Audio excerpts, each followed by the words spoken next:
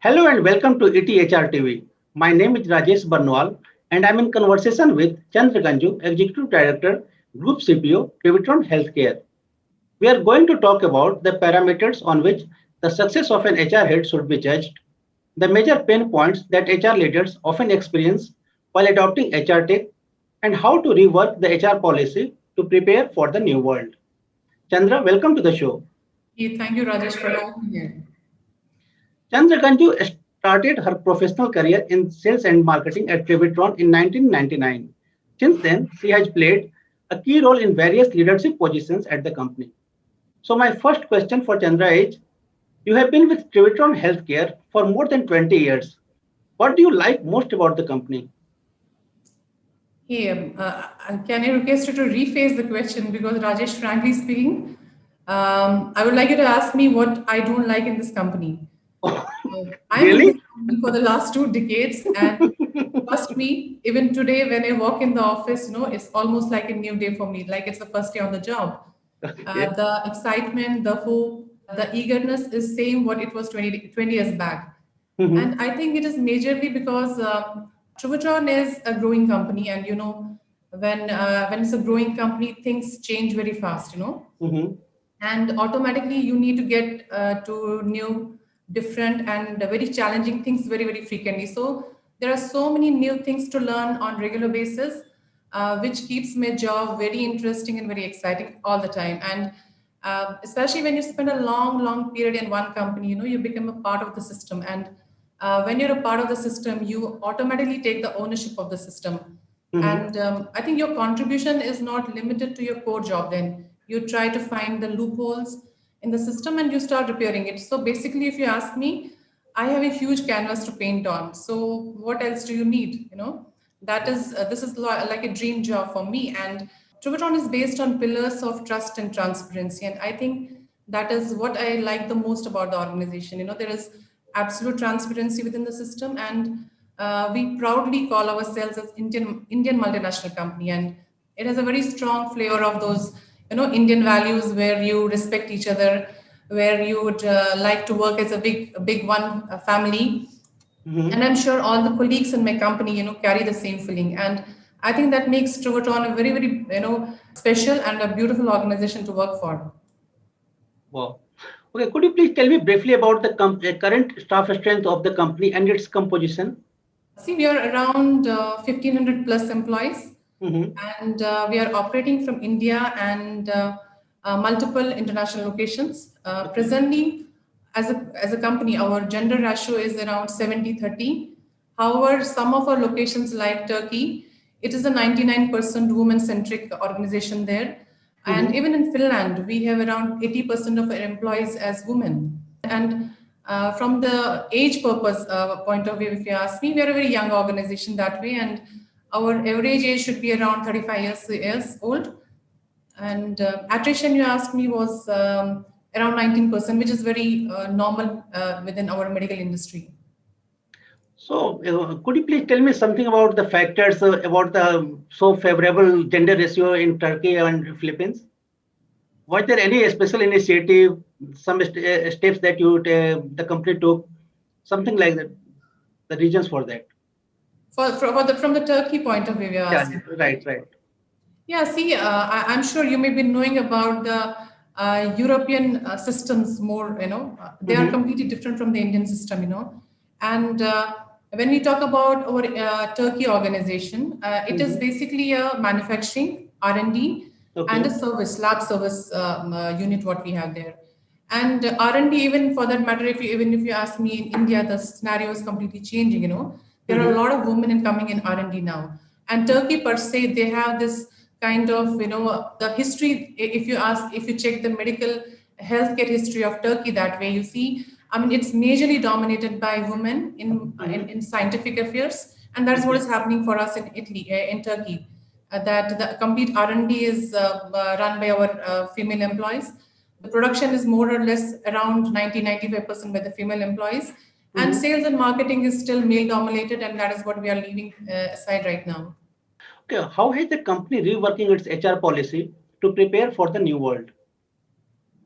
I think, Rajesh, we are in a very difficult situation, and True, I true. think still, till today, I mean, nobody is able to predict this virus, what is Mhm. going to happen in future. None of us have any perfect solution for that, and none of us can even predict it. Mhm. So, looking at the present circumstances, I think even the best of the experts can't say, okay, this is my strategy, this is how I'm going to work in future. So, however, if we take the major takeaways from the last 11 months, what we have gone through, I think we have to be very flexible with our plans so that if there is a need, we are swift enough to change it to something else. Our actions need to be very, very, fast.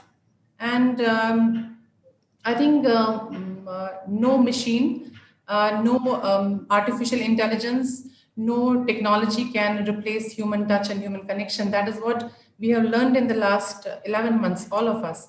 True. And I think restructuring strategy, it differs from industry to industry. For example, if we talk about Trivatron, we are in manufacturing of medical equipments and diagnostic equipments and reagents. So, in manufacturing and production, what happens? You have to be physically present in the factory. It can't be virtually happening. So Right. if once your production starts, your quality person has to be there. If Mhm. your quality is doing their job, your regulatory has to be there. So it becomes a chain of event. So for us, actually, nothing changed in our factory functioning. In fact, we were operational all along during the COVID, during the lockdown, except maybe the initial days of lockdown in the month of March. Except that I think we were fully operational from April onwards till date.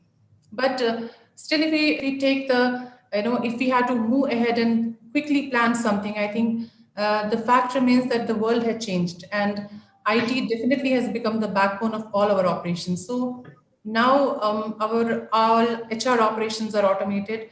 Employee data management and data mining has played a very, very important role during the pandemic. So that definitely is the focus for us and creating self-experience platforms because that is something which everybody can do on their own Mhm. and creating spending time on young talent and future leaders is something which is in future plans. Okay, when it comes to adopting HR technology, what are the major pain points that you have experienced so far? See, adopting HR technology was not a challenge for us because we were already a HR automated organization since long, and almost all our HR processes are automated in Trivaton, starting from your staffing to talent management to performance management to learning management to even exit. So the only part which was missing was employee engagement Mhm. through online platform, which we started doing lockdown because there was no other choice. There was no other option available. So overall, if you ask me, we were lucky enough that HR was technologically prepared when the lockdown started. So we frankly didn't experience any major hiccups. Okay, what are the parameters on which the success of an HR head should be judged?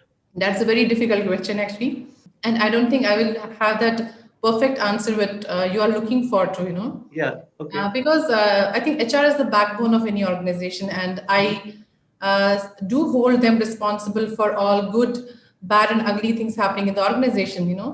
Since they are responsible for the entire life cycle of any employee in an organization, Mhm. they play multiple roles in any organization. So managing employees from their entry to exit is what HR is supposed to do, managing their performance management, performance to their engagement plans, to their skill development, to their health and financial needs. That's all the HR job. So I Mhm. don't think you can judge them on any of one particular parameter and say, okay, this thing is good and this thing is bad. But if I had to give you an answer, I think it should be the happiness index of the organization because it automatically covers all the aspects of HR. Mhm. So if you see the happiness index of any organization is on the higher side, I think HR is doing a fairly good job. Okay, how do you see the importance of HR function to help the management achieve their overall business goals? I think Rajesh, you may be knowing HR has completely changed in the last, I think, 1 decade. Right, right. More than the what just by hiring and firing of people. I think HR has become very business oriented right now, and depending from company to company, the role of HR is completely changing. If I talk about Trivaton per se, Mhm. HR is supposed to be the business partner in every unit what we have, and that's what the HR is doing. That's why if you see all of my HR managers, they won't be majorly on engagement plans or something, they will be majorly in the business calls. You'll be seeing them majorly in the sales review and sales strategic meetings. So HR is playing a fantastic role, not only from people management, it is the process management also, it is the business management also. So overall, I think if you, I mean, but unfortunately, if you see, HR has never been appreciated in the past and the present. I don't know about the future, but I think it's a fantastic job what HR, and if you see the last 11 months of pandemic, I think you have to give it to the HR. It was a Herculean task for every HR to monitor their people, to make sure that people are doing their jobs, to make sure that the people get the jobs first of all, to keep them engaged. So as of now, HR is doing a multitasking job of typical employee management to business management also and to strategic management also. So do you think that in the last 1 year, the appreciation, the amount of appreciation has increased or has come forward? Have you heard anything about HR? Somebody appreciating HR? I have not heard. But I mean, I don't think it's a more of an appreciation, but I think, frankly speaking, all around, if you see, HR has done a fantastic job, because it's not an easy job of following your people, even if it's a small organization of 30 people to 3,000 people to 30,000 people.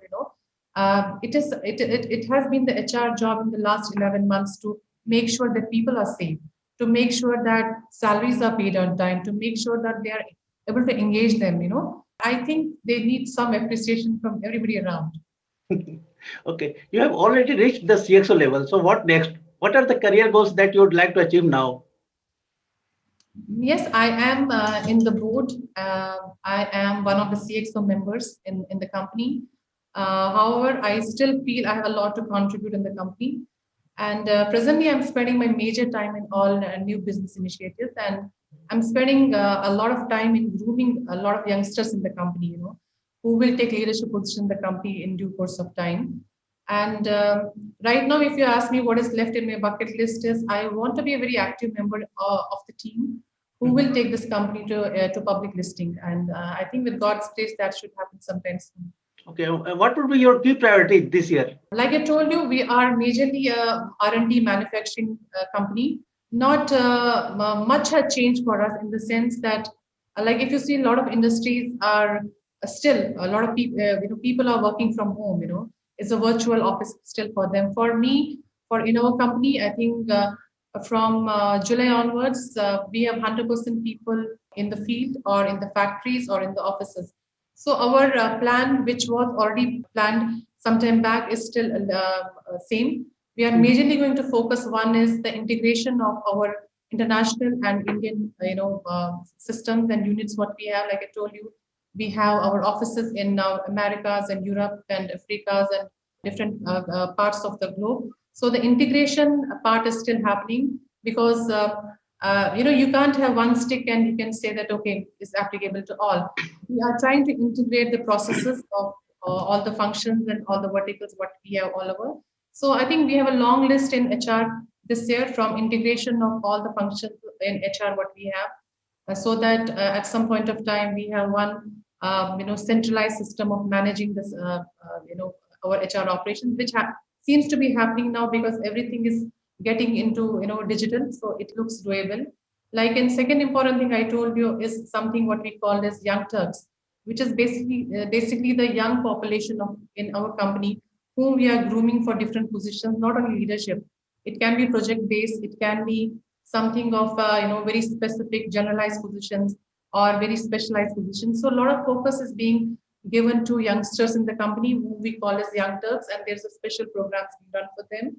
We have something called a Chairman's Club member, which is a special program being run for the high performers in the company. So there are a lot of special programs this year, more focused, because we want to give a lot more to people, to keep them engaged, to keep them motivated, and to provide them skill and a lot of training and development. That is in the plan. Could you please share one best practice to acquire great talent at the company? I like Rajesh, I told you, you cannot have, see, for example, if let's say if you are good in compensation, if as an organization we are paying well to our employees, and we expect them to stay back with us, it's not going to happen. And if, for example, there's a company which is giving a lot of opportunities to a person, and they presume that he will stick on, it doesn't work that way. So it's basically a combination of everything. You need to pay your employees, as per their skills. You need to make sure that they keep on growing in the company. And when I'm saying growing, it doesn't mean only the commercial money part or the designation part. I'm saying it's more of their individual and intellectual, skills what need to grow. Because at the end of the day, whether they work for you or they work for me, they have to move on in the life. So I think the overall development, the individual development of every individual in any organization is something what we as HR and as organizations need to look at.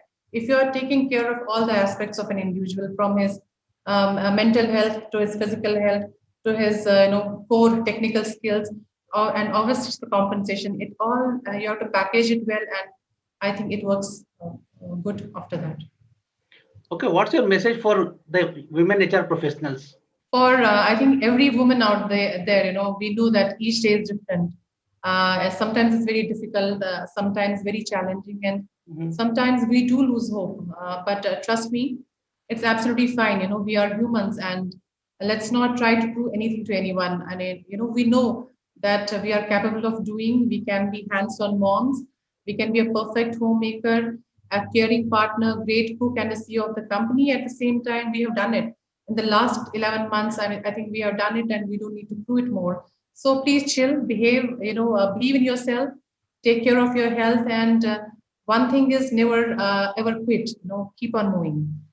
Thank you, Chandra, for sharing your thoughts and insights with ETHR World. Thank you, Rajesh. Thank you for being with me, and thanks a lot. That was Chandra Ganju. Thank you so much for watching ETHR TV.